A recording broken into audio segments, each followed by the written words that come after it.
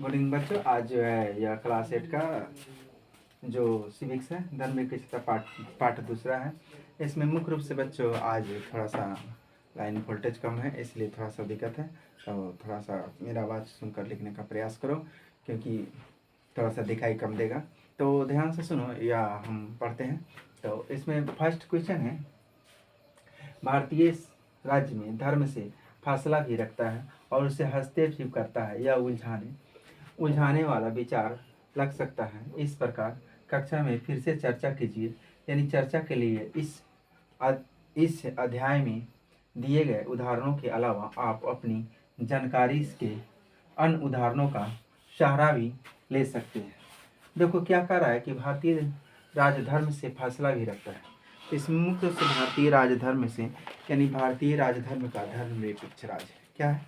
भारत एक धर्मनिरपेक्ष, किसी धर्म की प्रधानता नहीं है। समझ में? सारे धर्म की मान्यता समान रूप से की गई है। चलो देखते हैं इसमें क्या क्या इसमें दे रहा है और उसके आधार पर हम बताने की कोशिश करें तुम लोगों को कि धार्मिक मान्यता क्या है और कैसे करते हैं। चलो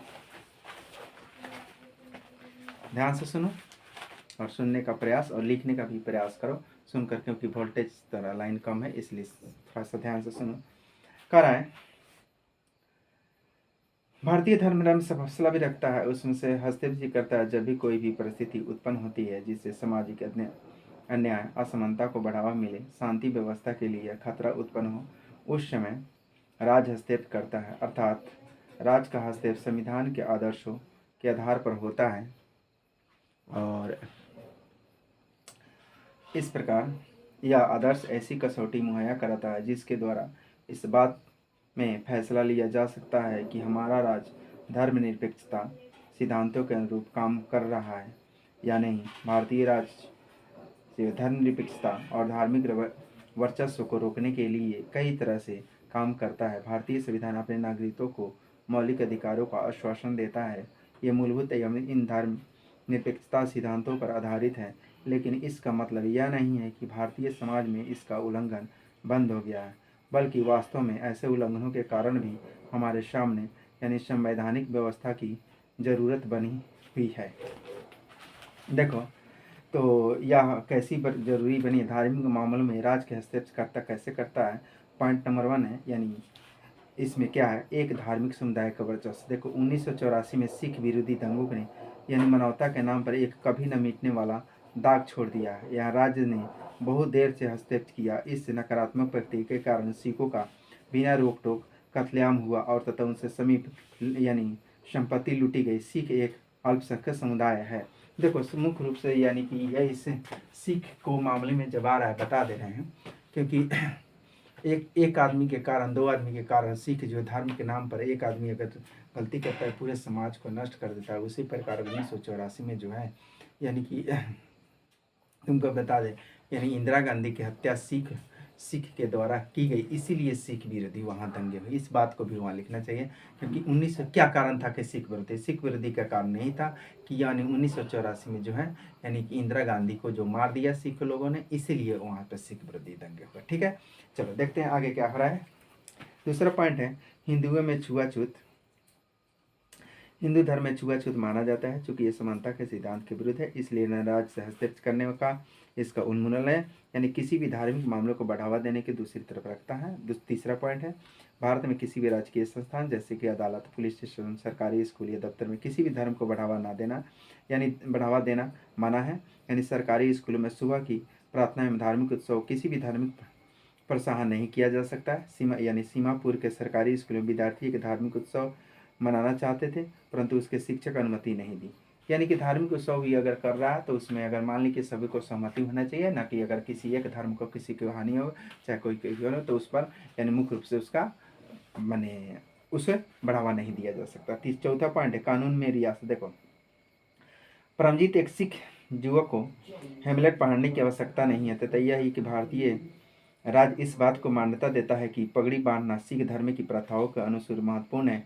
इन धार्मिक प्रथाओं को हस्तक्षेप से बचने के लिए राज्य में कानून की रियासत दे सकते हैं। यह सिख हेमलेट के आधार पर करा है। और पांचवा है, हस्तक्षेप सहायता के रूप में भी हो सकता है। देखो भारतीय संविधान धार्मिक समुदाय को अपने स्कूल और कॉलेज खोलने के अधिकार देता है। यानी कि धर्म के आधार पर यानी कि अपने को स्कूल और कॉलेज भी खोलने का अधिकार देता है। देखो क्या क्या अधिकार देता है, उसे सुनने का प्रयास करो। कि गैर प्राथमिकी के आधार पर राज्य के अन्न समेत वृत्ति की सहायता भी करता है। छठा पॉइंट है धर्म से अलगाव की रणनीति। देखो धर्म से अलगाव की रणनीति क्या है। भारत में राज्य सत्ता धार्मिक गुटों में समुदाय को नहीं दी गई है, न कि राज्य के किसी खास धर्म को बढ़ावा देता है। भारत के देखो कि भारत के राजकीय संस्थान जैसे कि न्यायालय में, पुलिस स्टेशन, सरकारी स्कूल तथा दफ्तरों किसी भी एक धर्म को दर्शाने या बढ़ावा देने की अनुमति नहीं है। सातवां पॉइंट है हस्तक्षेप न करने की रणनीति, अर्थात सभी धर्मों को समान करते हुए किसी भी धार्मिक क्रियाकलापों दखल न देने के लिए कुछ खास धार्मिक समुदाय को यानी कुछ विशेष छोड़ देता है। आठवां पॉइंट है हस्तक्षेप करने की रणनीति। देखो कई बार हमें किसी धर्म में दोबारा देखने को मिलता है जिससे किसी नागरिक के संवैधानिक मौलिक अधिकारों का हनन होता है, जैसे कि हिंदुओं में छुआछूत को मान्यता। इसके कारण उच्च जाति के हिंदू धर्म के निचले जाति के लोगों को दबाने की, धर्म के नाम पर अलग थलग करने और भेदभाव को बढ़ावा देने वाले उस प्रथा को यानी समाप्त करने के लिए राज्य ने धर्म में हस्तक्षेप किया तथा छुआछूत पर पाबंदी लगा दी। नेक्स्ट सातवां पॉइंट प्रश्न है किसी भी धार्मिक आस्थाओं दखलंदाजी न करने के लिए उद्देश्य से यानी राज्य द्वारा भी दी गई कुछ रियासत का उदाहरण है। कुछ रियासतें यानी किसी भी धार्मिक अवस्थाओं में दखलंदाजी न करने के उद्देश्य से राज्य द्वारा यानी दी गई कुछ रियासत मैंने पूर्ण का यानी आज़ादी के पहले राजा को रियासत ही माना जाता है। देखो ध्यान से कैसे कहते हैं किसी भी धार्मिक अवस्थाओं का दखलंदाजी न करने का उद्देश्य निम्नलिखित है। क्या कहना है ऐसे सिखों को हेमलेट पहनना आवश्यक नहीं, क्योंकि उससे धर्म को मानना यानी कि उन्हें पगड़ी बांधने के लिए बाध्य न करता है। दूसरा पॉइंट है ऐसे सिखों को हर स्थान पर कृपाण यानी एक छोड़ी तलवार जिसके और यानी ऊपर आवरण होता है धारण करने की अनुमति है। पहले हवाई जहाज़ों में सुरक्षा कानून के तहत कृपाण ले जाने की अनुमति नहीं थी, फिर भी कट्टरपंथियों को विरोध के पश्चात इसका रियासत दी गई, क्योंकि उन्हें धार्मिक ग्रंथों यानी प्रथाओं के अनुसार यह यानी महत्वपूर्ण है। ऐसे भारत में धार्मिक पूजा स्थलों पर जूते पहनने की अनुमति नहीं है, इसलिए पुलिस हो या फौज मंदिर हो या अन्य पूजा स्थलों भीतर जाने के लिए वो जूता उतार कर ही जा सकते हैं।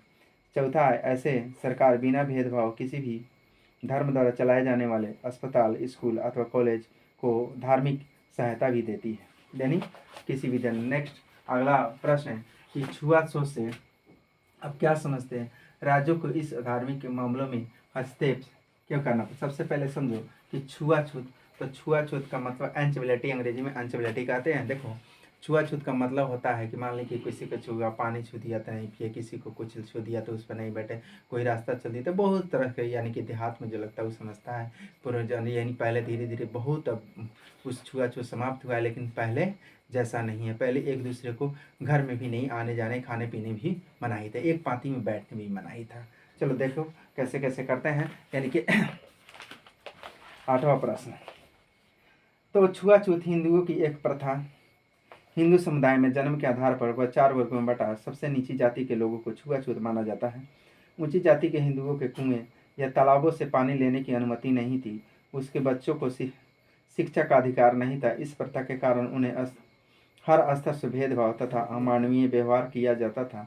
राज्य द्वारा हस्तक्षेप निम्न वर्ग छुआछूत के लोगों के साथ जिस प्रकार का व्यवहार किया जाता था वह भारतीय संविधान द्वारा भी नागरिकों को दिए गए आश्वासन समानता में मौलिक अधिकारों के विरुद्ध था। इस प्रकार सभी को समान अवसर देने के उद्देश्य से छुआछूत की प्रथा को निषेध घोषित कर दिया गया, यानी कि कानून के बनाकर इस मौलिक अधिकार के तहत इस छुआछूत को निषेध घोषित कर दिया गया। लास्ट पॉइंट है कि भारतीय धर्मनिरपेक्षता का अन्य लोकतांत्रिक देशों से किस प्रकार भिन्न है। जो देश है मान लीजिए दूसरे देश के अन्य लोगों का भिन्न के मतलब दूसरे देशों में अलग अलग लोगों में एक धर्म के लोग पूजा मंदिर नहीं बनवा सकते, मस्जिद नहीं बनवा सकते, लोग पूजा नहीं कर सकते। अलग अलग देशों में अलग अलग तरह की यह व्यवस्था है। तो देखते हैं कि इसमें क्या करते हैं अलग अलग देशों में, तो कुछ देशों के बारे में दिया गया है, ध्यान से सुनो। तो भारतीय धर्मनिरपेक्षता नीति अमेरिका जैसे लोकतांत्रिक देशों में देखो लोकतंत्र भिन्न है मुक्त है, चूँकि भारत राज्य धर्म से पूरी तरह से पृथक नहीं है। अमेरिकी धर्मनिरपेक्षता में धर्म और राज्य के बीच अलगाव स्पष्ट है। उदाहरण के लिए अमेरिकी संविधान में हुए कुछ पहले संविधान संशोधन के जरिए यानी विधायिका को ऐसे कानून बनाने को रोक दिया गया है जो धार्मिक संस्थानों में पक्ष लेते हैं या किसी भी धर्म को राजकीय धर्म घोषित नहीं किया कर सकती है। विधायिका किसी भी एक धर्म के प्राथमिक दे सकती है, परंतु राज्य अमेरिका में राज्य और धर्म के पृथक्करण का मतलब यह है कि राज्य और धर्म दोनों एक दूसरे के मामले में किसी तरह दखल नहीं दे सकता।